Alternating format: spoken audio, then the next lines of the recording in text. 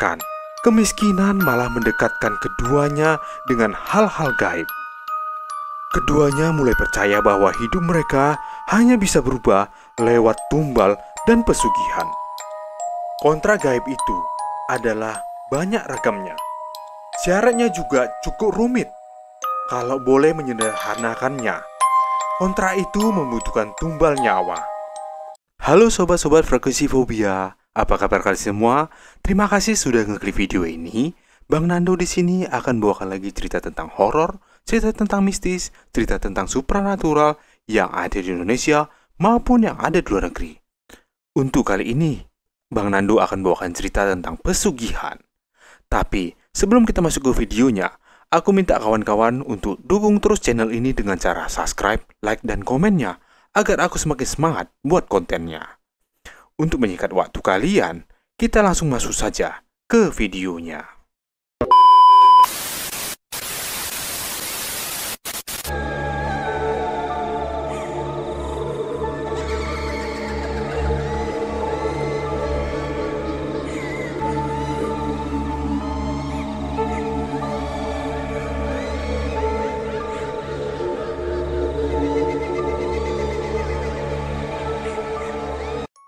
Keluarga itu kompak untuk mengikat kontrak tumbal dan pesugihan. Namun, kisah mereka berkolak tajam tak terduga di ujung nyawa. Tidak hanya warga sekitar yang menyimpan kecurigaan itu. Saya rasa hampir semua orang di kota ini menyimpan pertanyaan yang sama. Bagaimana bisa keluarga yang awalnya begitu melarat menjadi super kaya dalam hitungan minggu? Sebuah pola lama yang terus terjadi. Cerita lama yang tak akan habis diceritakan sepanjang keturunan Adam dan Hawa.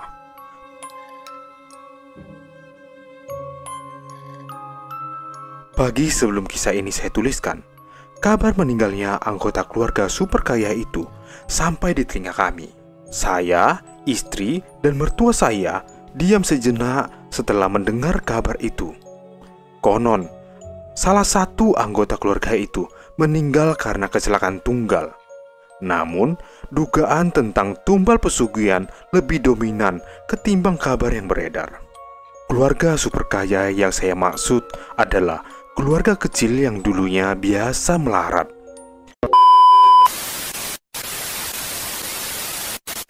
Keluarga itu beranggotakan 5 orang, Mbah Rejo, dan memiliki 2 orang anak laki-laki, yaitu Pak Marno dan Li Sardi. Pak Marno memiliki 2 anak laki-laki, yaitu Mardi dan Kasan. Namun, istri dari Pak Marno dikatakan sudah meninggal sejak lama. Konon, kemiskinan membuat istri Pak Marno stres lalu meninggal. Tak ada yang tahu kebenarannya. Mbah Rejo sudah berusia 82 tahun. Sudah dipanggil Mbah Buyut oleh tetangga dekatnya. Namun, Mbah Rejo masih bugar, suaranya masih menggelegar, dan hidupnya selalu lurus. Bahkan ketika kemiskinan menjadi teman sehari-hari, beliau sangat jarang untuk mengeluh.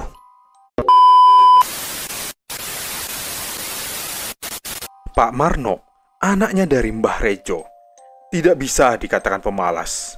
Entah kenapa, dia tidak pernah mujur ketika bekerja ataupun ketika membuka usaha sendiri. Dan kedua anaknya Pak Marno, Mardi dan Kasan, tidak jauh berbeda nasibnya dengan Pak Marno. Bahkan, kemiskinan malah mendekatkan keduanya dengan hal-hal gaib. Keduanya mulai percaya bahwa hidup mereka hanya bisa berubah lewat tumbal dan pesugihan.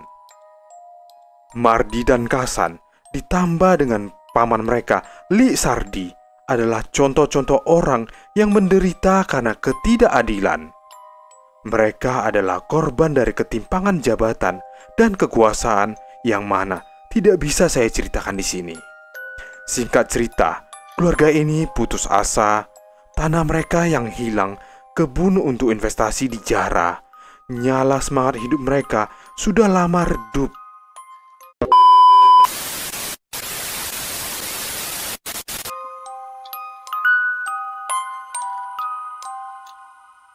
Diawali oleh Pak Marno. Salah satu pekerjaan Pak Marno adalah pengepul ban bekas. Profesi yang belum lama ia geluti. Setelah gonta-ganti pekerjaan, salah satu junjungannya mencari ban bekas adalah garasi bus. Saat itu, bus dalam kota masih ramai. Pak Marno cocok dengan para pegawai di sana, termasuk dengan pemilik garasi bus itu. Dari pengepul ban bekas, Pak Marno mendapatkan tawaran untuk bekerja sebagai pegawai tetap di sana. Pekerjaannya adalah membantu mencuci armada, bersih-bersih kantor, sampai mengantar pemilik garasi berbelanja untuk kebutuhan armada. Dua anaknya, Mardi dan Kasan, bekerja di pasar. Mardi berjualan sayur mayur, sementara Kasan pekerjaannya di sebuah warung mie ayam. Masih berdekatan dengan pasar juga. Sementara itu, Li Sardi bekerja sebagai buruh tani, sesekali ikut menjaga kebun kelapa. Saat itu, keempat keluarga yang sedang melarat bekerja dengan segala daya yang mereka bisa. Namun, saat itu juga gaji mereka yang mereka dapatkan tak seberapa. Kekecewaan karena ketidakadilan ditambah beban ekonomi yang semakin menghimpit membuat jalan pintas itu semakin ditempuh bersama-sama. Mulai dari Pak Marno. Pak Marno yang semakin dekat dengan pemilik garasi mendapatkan cerita bahwa usaha transportasi itu menggunakan jasa paranormal supaya langgeng. Tolong bagian ini diingat. Jasa paranormal hanya digunakan supaya usahanya bisa terus bertahan, tidak mengincar keuntungan sebesar-besarnya dalam waktu singkat. Kenapa gitu? Kalau bisa langsung sukses, bukannya ke depan lebih enak? Tanya Pak Marno kepada pemilik garasi. Maaf, saya tidak bisa menuliskan nama beliau di sini. Pemilik garasi menjelaskan secara singkat. Intinya, jika ingin mengincar kesuksesan dalam waktu singkat, tumbal yang dituntut sudah tak masuk akal, yaitu nyawa. Lebih baik pakai yang standar daripada nyawa hilang. Konsep pesugihan adalah mengambil rezeki dari keturunan yang akan datang. Menurutnya, itu saja sudah menyiksa, tak perlu berlebihan. Satu kali, pemilik garasi pernah mengajak Pak Marno menemuin paranormal yang menjaga pesugihan armadanya. Pak Marno banyak belajar dari beberapa pertemuan itu, termaksud ketika mengajak Kasan dan Lik Sardi. Sejak saat itu, Pak Marno menyimpan hasrat pribadinya. Kedekatan Pak Marno dengan pemilik garasi membuatnya mendapatkan akses ke paranormal itu. Kesempatan yang sebetulnya sulit didapatkan orang biasa. Paranormal di selatan kota itu memang pilih-pilih klien. Privilege itu mengantarkan Pak Marno mempelajari salah satu kontrak gaib untuk sukses dalam waktu singkat.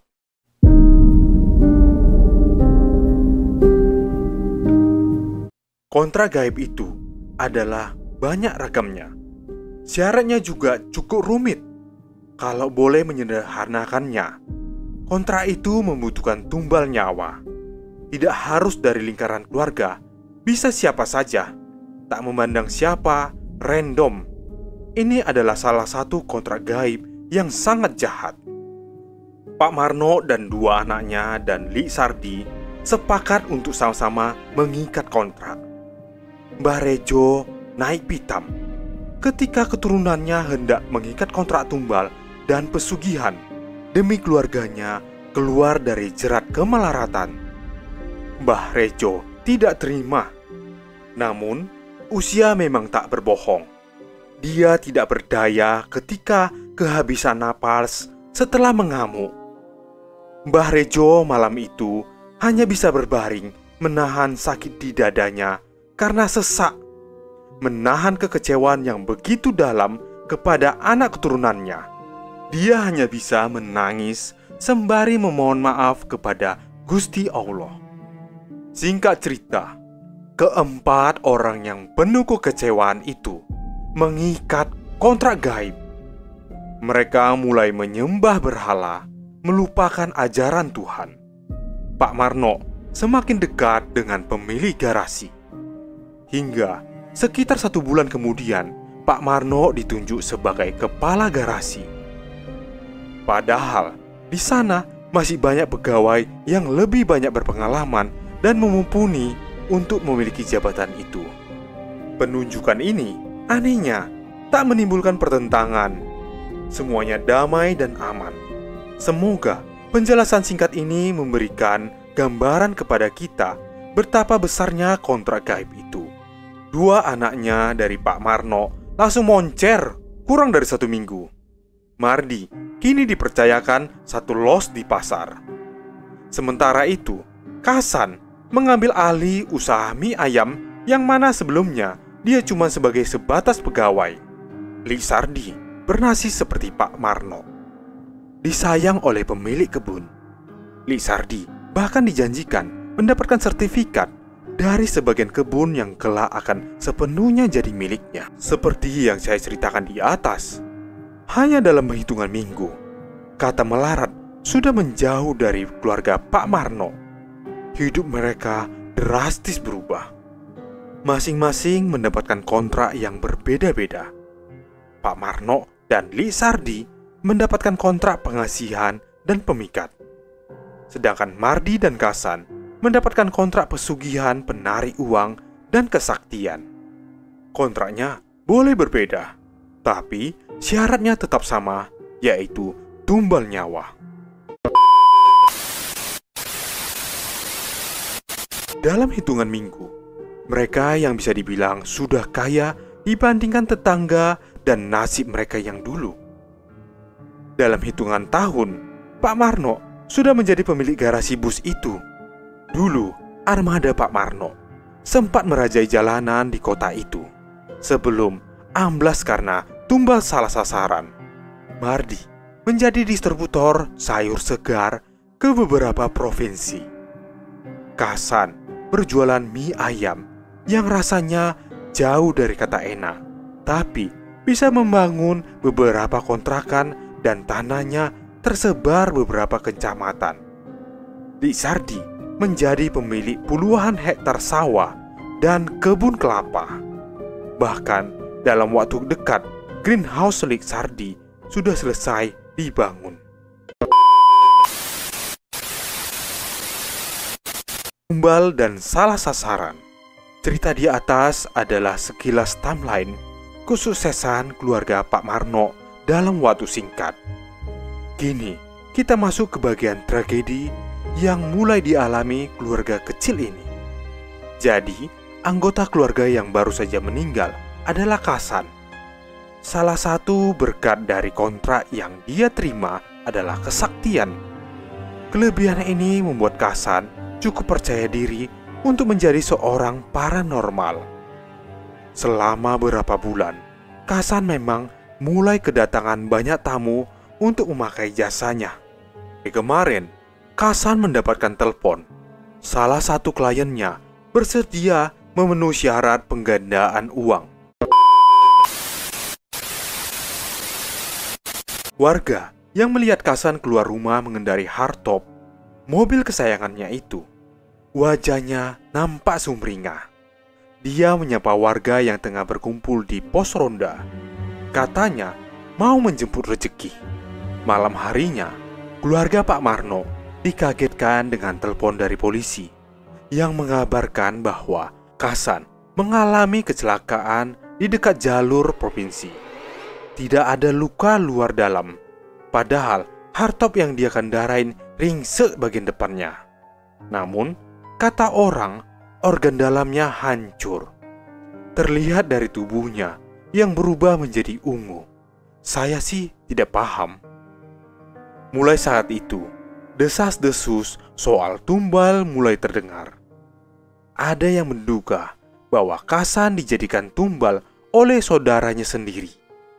Pasalnya, selama beberapa minggu terakhir, di jalanan desa, sering ada uang yang jatuh. Karena terlalu sering, warga menjadi curiga. Jangan-jangan itu uang tumbal yang akan mencelakakan siapa saja yang memungutnya.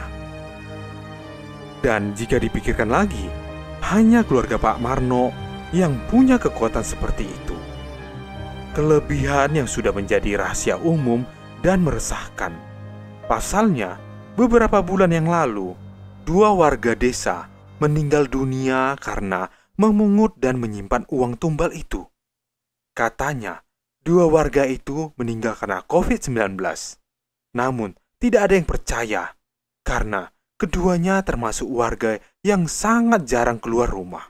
Pagi tadi, Pak Marno dan Mardi lebih banyak diam ketika warga sibuk mendirikan tenda untuk melayan. Sementara itu, Lik Sardi tidak terlihat sama sekali. Sebuah pagi yang seharusnya muram, tapi hawanya terasa lebih kepada mencekam. Terasa begitu tegang. Sebuah pagi yang ketika hampir beranjak siang, sebuah kegaduhan meledak. Dari dalam rumah, beberapa ibu tetangga yang sedang membersihkan rumah berteriak histeris.